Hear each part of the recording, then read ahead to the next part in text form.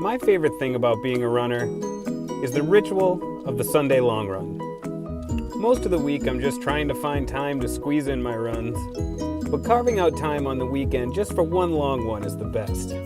When I was younger, it wasn't that hard to train for marathons and half marathons. Even my wife Laura and I used to train together. We could get up on a Sunday, plan out our route, and then later go have lunch somewhere and eat as much crappy food as we wanted to, completely guilt-free because we'd just run 10, 12, 15 miles. But training got a little more difficult once these little people moved into our house and our family grew. Suddenly, running had to take a little bit of a backseat. But we were okay with that. We were just cool being mom and dad, being home with the kids and enjoying ourselves. Then one day, life threw us a curveball.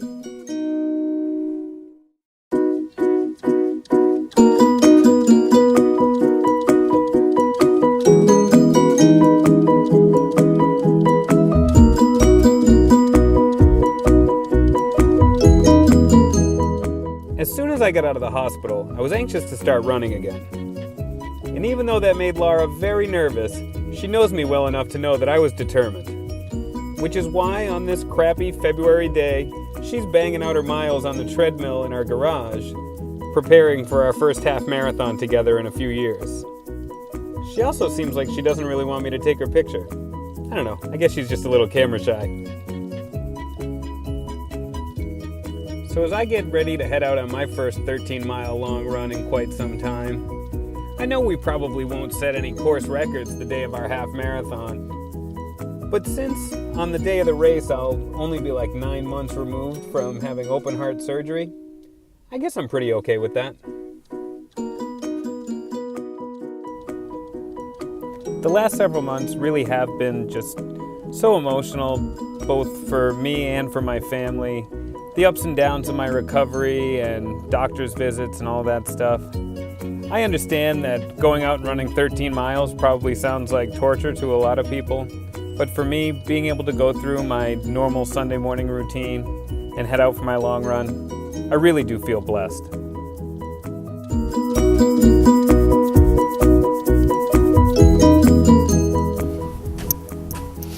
All right, let's go see if I got a half marathon in me.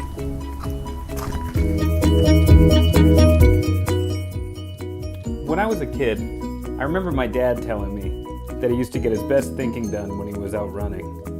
And all I could think was, man, when I run, all I can think is, how soon can I stop running? Well, it must be something that comes with age, because now that I've reached the age that my dad was back then, I completely understand. It's nothing like getting out on the road, clearing your mind. And now more than ever, I think less and less about all the little crap that went on during the week, stress and job and money, and think more and more about all the stuff that I'm truly grateful for. And sure, only a year ago, I would have been the first one to scoff at all those 30 days of gratitude things you would see on social media. But the universe has a bit of a sick sense of humor. And let's just say, after the year I've had, I've learned to appreciate and understand the importance of gratitude in your everyday life. So when I'm out here on a long run, I may not always look like I'm having a good time, but I'm truly grateful for just the ability to run, for the fact that I have an incredible family, an incredible support system behind me. From the minute I got out of the hospital, I realized just how deep that support system goes. It wasn't just my wife and my parents and my sister and my in-laws and my friends. I knew that they were all awesome.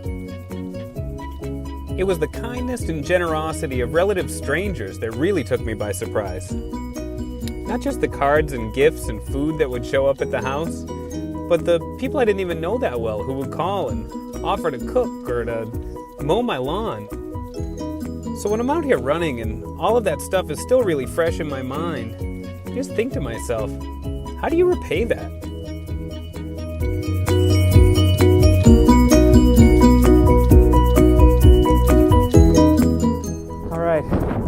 That's it, that's the halfway point.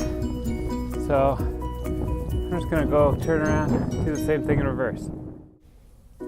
So when I started trying to think of ways that I could pay it forward, and I didn't even know where to start, so I did what anybody would do. I turned to Facebook.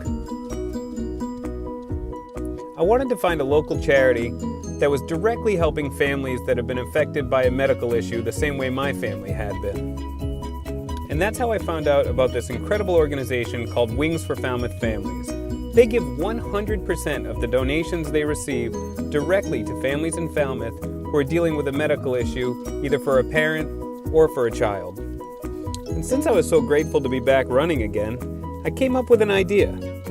On June 14th of this year, to celebrate being 1 year post-surgery, also known as my aortaversary, my plan is to run the same route that my MedFlight helicopter traveled from the emergency room at Good Samaritan Hospital in Brockton all the way to Brigham and Women's in Boston. And I'm not sure if they'll let me finish up on the helicopter pad on the roof, but that would be pretty cool. And even cooler and more important to me is to be able to do this as a fundraiser for Wings for Falmouth Families. Because I truly want to pay forward all the generosity that was shown to me and to my family when we really needed it. So if you're interested in helping me support Wings for Falmouth Families, there's a couple of different ways you can do that. Number one, it's super easy to make a donation on their website. And remember, every dollar you donate is going to go directly to help a family in need. And number two, if you're not in a position to make a donation, I completely understand that. Just do me a favor and share this video so we can raise as much awareness for Wings for Falmouth Families as possible. And number three, you could always just join me on my next long run. I could always use the company. Well, that's it. That's 13.1 miles. I'm tired, but good start.